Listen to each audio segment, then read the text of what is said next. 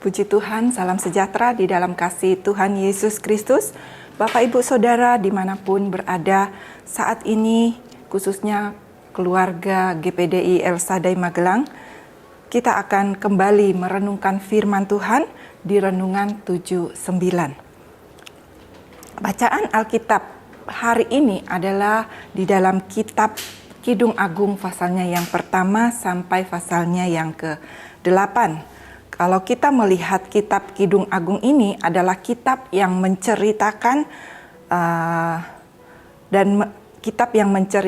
yang mencatat syair-syair tentang hubungan cinta dan kekuatan cinta di antara Raja Salomo dan kekasihnya, yang merupakan lambang atau gambaran dari hubungan Tuhan Yesus sebagai pengantin laki-laki dan pengantin wanita,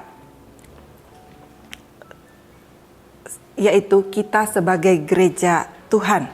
Dan saat ini ayat yang menjadi renungan kita, saya akan ambil dari pasalnya yang keempat, ayatnya yang ke-15. Saya akan bacakan, berkata demikian. Oh, mata air di kebun, sumber air hidup yang mengalir dari gunung Libanon. Puji Tuhan, judul renungan ini saya ambil dari kalimat yang berkata sumber air hidup. Bapak, Ibu, Saudara yang kekasih di dalam Tuhan, kehidupan manusia sepenuhnya itu bergantung daripada air. Jadi kebutuhan utama manusia adalah air. Tanpa air, manusia tidak bisa hidup.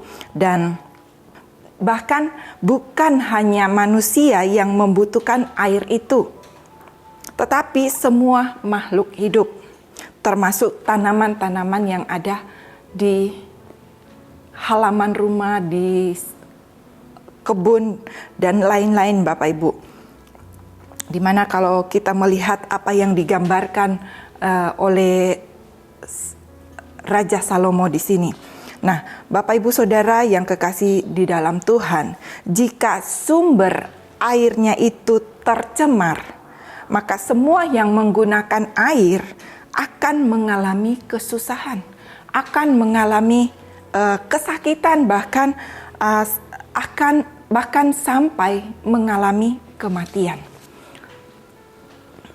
Dan air juga di sini tidak hanya dibutuhkan oleh tubuh manusia, tetapi roh manusia juga membutuhkan air itu. Kenapa? Karena air merupakan lambang dari Roh Kudus. Sumber air yang dimaksudkan pada ayat ini adalah sumber air yang mengalir dari Gunung Libanon. Sumber air yang mengalir dari Gunung Libanon ini adalah sumber air yang bersih, sumber air yang belum tercemar, dan sumber air yang memberikan kehidupan. Sumber air yang memberikan kehidupan. Kenapa? Karena semua tanaman yang hidup di Gunung Libanon itu menghasilkan tanaman-tanaman yang baik dan tanaman yang bertumbuh subur, hidup subur. Dan khususnya untuk kayu-kayu yang tumbuh di sekitar Gunung Libanon itu adalah kayu-kayu yang dipakai khusus untuk membangun bait suci oleh Raja Salomo. Nah, Bapak, Ibu, Saudara, air yang sejati, bersih dan tidak tercemar itu hanya kita temukan di dalam Tuhan Yesus Kristus. Itu di dalam Yohanes 7 ayatnya yang ke-38 berkata, barang siapa percaya kepadaku, percaya kepada Tuhan Yesus Kristus, seperti yang dikatakan oleh kitab suci, dari hatinya dikatakan akan mengalir aliran-aliran air hidup. Jadi Bapak, Ibu, Saudara, kita sebagai orang yang percaya kepada Tuhan Yesus, roh kita juga membutuhkan, aliran kuasa aliran air Roh Kudus itu. Roh itu harus ada dan tinggal di dalam hidup kita. Untuk apa? Untuk supaya di dalam diri kita terpancar aliran air hidup itu. Dan memancar keluar dikatakan. Dan aliran air yang keluar itu akan menghasilkan buah-buah roh. Seperti apa buah-buah roh? Kita tahu bersama buah-buah roh itu dicatat di dalam Galatia pasalnya yang ke-5, ayatnya yang ke-22 sampai ayatnya yang ke-23. Di sana dikatakan buah-buah roh itu adalah, saya akan bacakan, lebih baik saya bacakan di dalam Galatia pasalnya yang ke-5, ayatnya yang ke-22 dan 23. Tetapi buah-buah roh ialah kasih, sukacita, damai sejahtera, kesabaran, kemurahan, kebaikan, kesetiaan, kelemah lembutan, penguasaan diri. Tidak ada hukum yang menentang hal-hal itu. Puji Tuhan.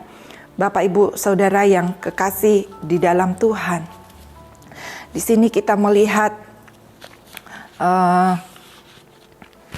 buah-buah roh itu. Nah, bagaimana supaya kita dapat menghasilkan buah-buah roh sebagai kekasih Tuhan, sebagai gereja Tuhan.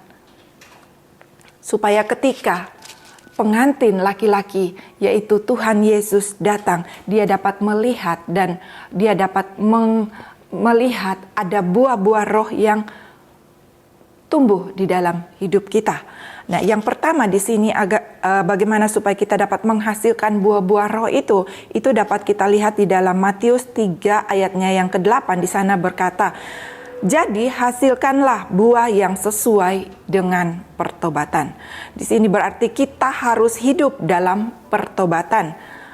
Untuk apa? Agar supaya kita menghasilkan buah pertobatan. Jadi yang pertama adalah hidup dalam pertobatan. Kalau kita mau menghasilkan buah-buah roh dalam hidup kita, kita harus hidup dalam pertobatan. Nah, yang kedua adalah di sini di dalam Roma pasalnya yang ke-12 ayatnya yang pertama sampai ayat yang ke-2 berkata, saya bacakan Roma 12 ayatnya yang pertama dan ayat yang kedua. Karena itu saudara-saudara, demi kemurahan Allah aku menasihatkan kamu supaya kamu mempersembahkan tubuhmu sebagai persembahan yang hidup, yang kudus dan yang berkenan kepada Allah. Itu adalah ibadahmu yang sejati. Janganlah kamu menjadi serupa dengan dunia ini, tetapi berubahlah oleh pembaharuan budimu sehingga kamu dapat membedakan manakah kehendak Allah, apakah yang baik, yang berkenan kepada Allah dan yang sempurna. Puji Tuhan, Bapak Ibu, Saudara yang kekasih di dalam Tuhan, di sini kita melihat yang kedua adalah kita harus mengalami pembaharuan budi. Untuk apa? Supaya kita dapat membedakan mana yang berkenan kepada Tuhan dan mana yang baik dan sempurna. Yang ketiga adalah Kolose pasalnya yang keempat ayatnya yang kedua berkata, bertekunlah dalam doa dan di dalam itu berjaga-jagalah sambil mengucap syukur. Kita harus selalu berjaga-jaga dan mengucap syukur. Kita menjaga hidup kita supaya kita dapat menghasilkan buah-buah roh. Kita menjaga hidup kita dengan firman Allah. Yang keempat adalah Matius 28 ayatnya yang ke-19. Karena itu pergilah, jadikanlah semua bangsa muridku. Kita harus jadikanlah semua bangsa muridku. Di sana Matius 28 ayat yang ke-19 ini mengajak kita supaya kita hidup penuh dengan kesaksian yang menceritakan kasih Tuhan, yang membawa orang-orang untuk datang dan percaya kepada Tuhan. Nah, yang kelima di sini kita melihat di dalam Mazmur 1 ayatnya yang ketiga di sana mengajak kita untuk kita hidup harus seperti pohon yang ditanam di tepi aliran mata air yang tidak pernah mengalami musim kering, yang selalu berbuah pada musimnya, daunnya tidak pernah layu. Itu sebabnya hanya Yesuslah sumber air kehidupan bagi setiap manusia. Kalau kita melihat Yohanes 15 ayat yang kelima berkata, karena di luar Tuhan kita tidak dapat berbuat apa-apa. Jadi jika kita ada di dalam Yesus dan Yesus di dalam kita, maka kita akan berbuah banyak. Kenapa? Karena Yesuslah sumber air kehidupan kita.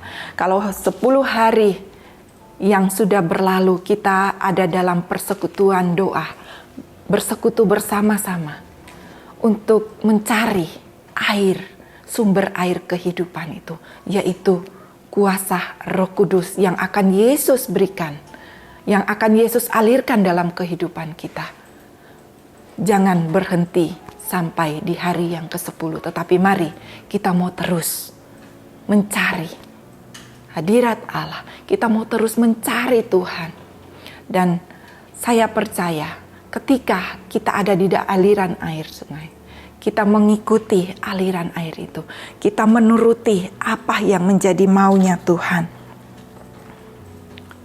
Saya percaya buah-buah roh itu akan semakin nampak dalam kehidupan kita, dan ada banyak jiwa yang dimenangkan untuk, dan kita dapat menyenangkan hati Tuhan, kekasih jiwa kita. Puji Tuhan. Kiranya renungan ini menjadi berkat buat kita.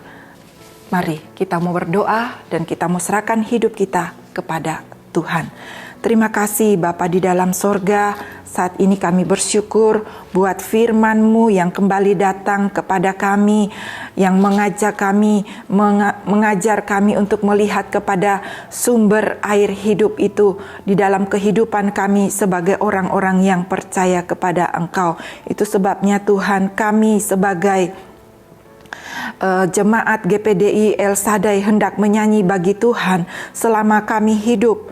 Kami hendak bermazmur bagi Engkau ya Allah. Selagi kami ada, biarlah renungan firman-Mu yang manis kedengarannya kepadamu. Kami hendak bersukacita karena Engkau. Terima kasih banyak Bapa. Terima kasih Tuhan, biarlah firman-Mu ini menjadi rema dalam setiap kehidupan kami. Engkau memberkati setiap telinga-telinga yang sudah mendengarkannya. Di dalam nama Tuhan Yesus Kristus. Haleluya. Amin.